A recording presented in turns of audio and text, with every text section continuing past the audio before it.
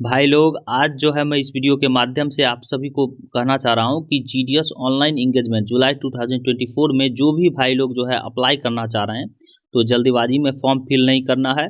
Form fill करने से पहले कुछ बातों का ध्यान रखें, जिससे कि आपको बाद में किसी भी प्रकार का कठिनाई का सामना ना करना पड़े, आपका सिलेक्शन भी हो जाए और बाद में जो है कैंडिडेचर रिजेक्ट ना हो वेरिफिकेशन के टाइम। ये सब बातों का ध्यान रखें। हम आपको इस वीडियो के माध्यम से पूरी तरह से विस्तृत रूप से बताने जा रहे हैं।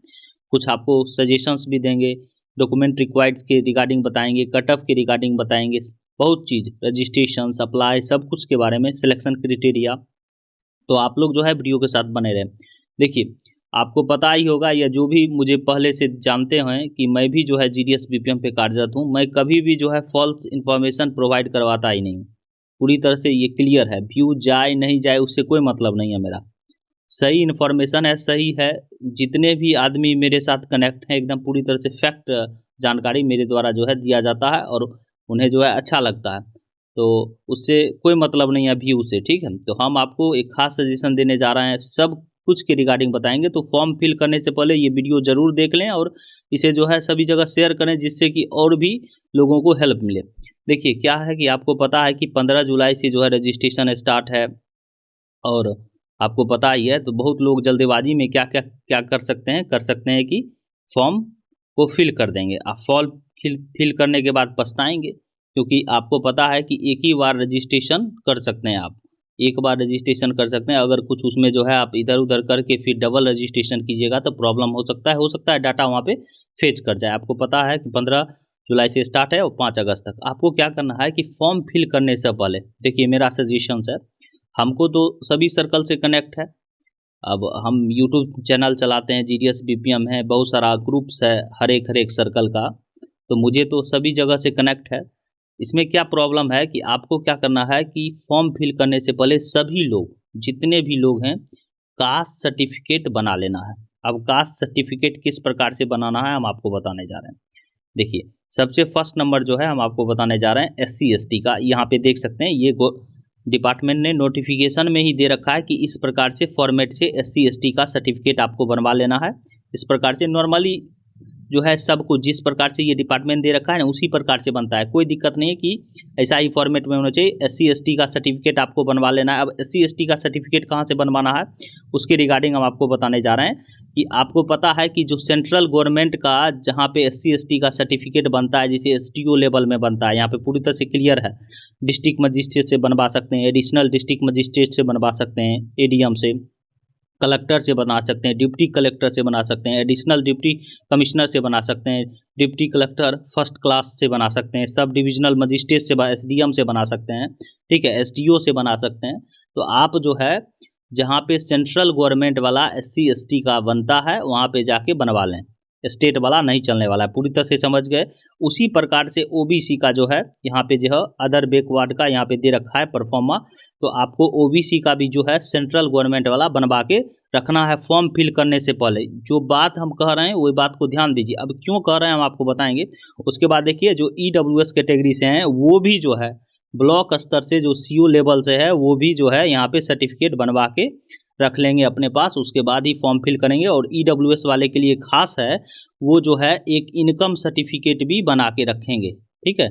इनकम सर्टिफिकेट भी आपके पास होना चाहिए। और आपको पता ही है कि इनकम अगर ईडब्ल्यूएस बन रहा है तो 8 लाख से नीचे आपका होना चाहिए। पूरी तरह से समझ गए, ये आपको बनना चाहिए। अब देखिए, यहाँ पे मैं इनकम के रिगार्डिंग क्यों बोल रहा हूँ, देखिए यहाँ पे पूरी तरह से क्लियरली मेंशन कर रखा है। हम आपको पूरी तरह से यहाँ पे क्लियर करेंगे। यहाँ पे देख सकते हैं कि क्या है कि a person seeking engagement on the basis of reservation to EWS must ensure that he/she is in possession of a valid income certificate in accordance with the guidelines of central government given the Department of Personnel and Training। पूरी तरह से समझ गए, इस प्रकार से आपको होना चाहिए।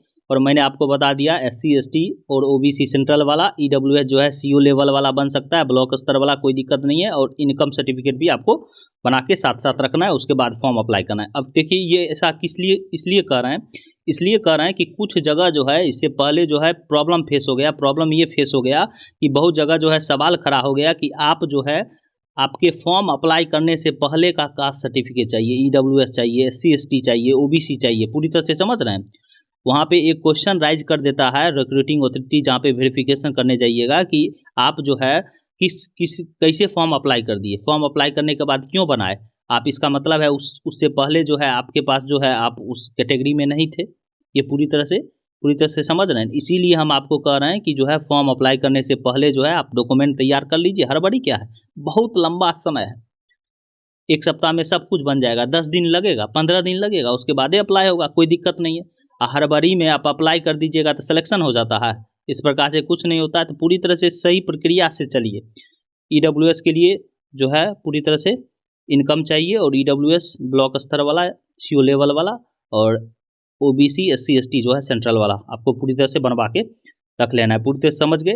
और हम आपको बता ही दिए थे कि जो जिस स्टेट में अप्लाई करना चाहते हैं, आपके 10th के मार्कशीट में जो है उस स्टेट का लोकल लैंग्वेज होना चाहिए। जैसे बिहार का हिंदी है तो आपके 10th के मार्कशीट में जो है हिंदी होना चाहिए। उसी प्रकार से सभी स्टेट का यहाँ पे है, हम आपको पहले ही क्लियर कर चुके हैं पिछले वीडियो में। अब देखिए क्या होता है, सिलेक्शन किस प्रकार से होता है ये भी हम आपको पूरी तरह से बता देते हैं। मुझे तो पूरी तरह से याद है सिलेक्शन क्राइटेरिया में। सिलेक्शन जो है आपको पता है कि नंबर बेस्ड पे, इसका मेरिट बेस्ड पे होता है। तो मेरिट बेस्ड पे होता है, मान लीजिए किसी का 95 है, आप भी उसी जगह अप्लाई किए हैं, आपका भी 95 है, ठीक है। अब दोनों का मार्क्स टाई हो गया तो उसके बाद जो है देखा जाएगा कि किसका डीओबी ज़्यादा है। पूरी तरह समझ गए। डेट ऑफ बर्थ जो ज़्यादा जिनका होगा उनका सिलेक्शन हो जाएगा, आपका नहीं हो पाएगा।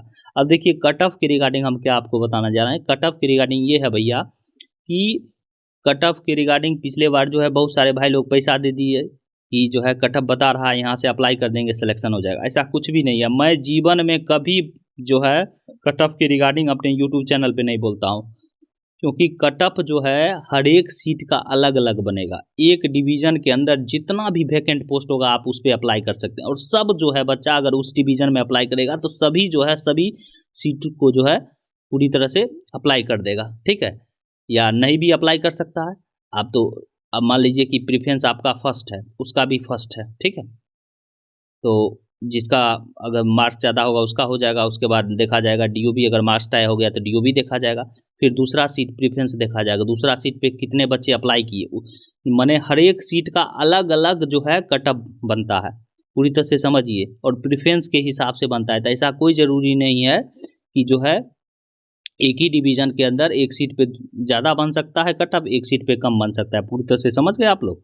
तो कटअप उटअप के चक्कर में नहीं रहिए, जहाँ पे आपको फॉर्म अप्लाई करना है कर दीजिए, होने वाला होगा होगा, नहीं होने वाला होगा होगा। पूरी तरह से समझ गए आप लोग। सिलेक्शन क्राइटेरिया भी हम आपको बता दिए, और आपको जो है सर्टिफिकेट बना देना है। अब देखिए यहाँ पे डीओबी है, date of birth proof. Date of birth proof का कोई ज़रूरत नहीं है। अगर 10th के मार्कशीट में आपका जो है 10th के मार्कशीट में अगर आपका जन्म तिथि है तो वही डीओबी प्रूफ के रूप में काम कर जाएगा। पूरी तरह से समझ गए। मेडिकल जो है वेरिफिकेशन के टाइम बनवाना है, और जो पीडब्ल्यूडी कैंडिडेट हैं वो पीडब्ल्यूडी सर्टिफिकेट भी बनवा लेंगे। पूरी तरह से समझ गए। आइडेंटिटी प्रूफ तो आप को जानते ही हैं, आधार कार्ड हो गया या वोटर आईडी कार्ड हो गया, कोई इशू नहीं है, ठीक है। ये सब आपको कोई बताने वाला नहीं है, ठीक है। उसके बाद जो है बहुत सारा चीज़ है, हम आपको पूरी तरह से बताएंगे। रजिस्ट्रेशंस में आपको मोबाइल नंबर डालना है, आधार नंबर अगर अवेलेबल है तो डालिए, कोई दिक्कत नहीं है। नहीं डालना है तो नहीं डालिए।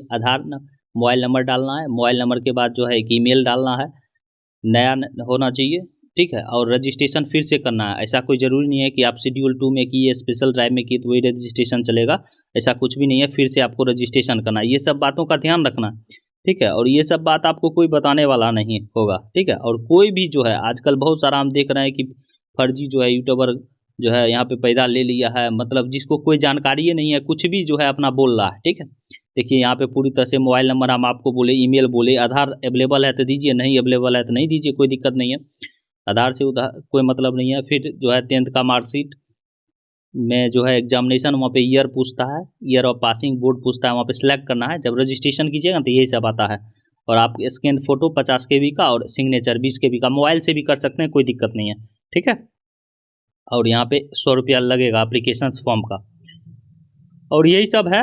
उसके बाद जो है हम आपको पूरी तरह से बताएंगे कि क्या है क्या नहीं है। और बहुत सारे लोग का एक और क्वेश्चन होगा कि जो डॉक्यूमेंट में जो है अदर क्वालिफिकेशंस में नॉलेज ऑफ साइकिलिंग है या कंप्यूटर का है, तो वो सब अंडरटेकिंग है, ठीक है। अंडरटेकिंग दे देना है, कंप्यूटर सर्टिफिकेट का ज़रूरत नहीं है, अंडरटेकिंग दे देना है अदर क्वालिफिकेशंस में। इसी प्रकार से है, अंडरटेकिंग दे के जो है काम कर लेना है। यहाँ पे आपको पता ही है कि यहाँ पे अदर क्वालिफिकेशंस में दे रखा है।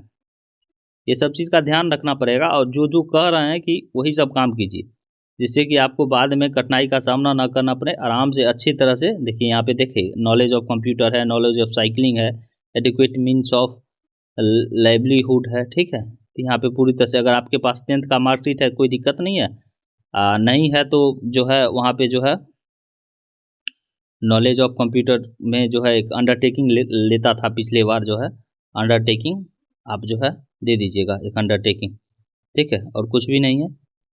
तो अगर सर्टिफिकेट है तो बहुत अच्छा बात है। सर्टिफिकेट हो जाता है तो एक झंझट हो जाता है। झंझट ये हो जाता है कि उसको जो है वेरीफाई करना पड़ेगा। वेरीफाई करने के बाद जो है प्रॉब्लम फेस करना पड़ जाता है, ठीक है। वेरीफाई में प्रॉब्लम फेस करना पड़ जाता है, जिससे कि बहुत सारा प्रॉब्लम क्रिएट हो जाता है। तो अगर वीडियो पसंद आए तो आपको जो है इसको सब्सक्राइब कर दीजिए, ठीक है। यहाँ पे देखिए कंप्यूटर का आ गया है, अंडरटेकिंग है, और अंडरटेकिंग है ना, यहाँ पे ये अंडरटेकिंग दे देना है। हम आपको बार बार ही कह रहे थे कि कंप्यूटर की रिगार्डिंग अंडरटेकिंग देना है, वही हम खोज रहे थे कि अंडरटेकिंग का क्या है। और देखिए यहाँ पे साइकिल का भी ऑप्शन है, और देखिए साइकिल वाला अंडरटेकिंग में यहाँ पे साइकिल वाला भी डिक्लेरेशन है, अंडरटेकिंग दे देना है, ठीक है। और ये अदर सोर्स ऑफ इनकम का भी अंडरटेकिंग दे देना है, मतलब तीनों का अंडरटेकिंग ही देना है, सर्टिफिकेट का कोई ज़रूरत नहीं है। तो आप लोग अगर वीडियो पसंद आए तो चैनल को सब्सक्राइब करें, वीडियो को लाइक शेयर करें। Thank you.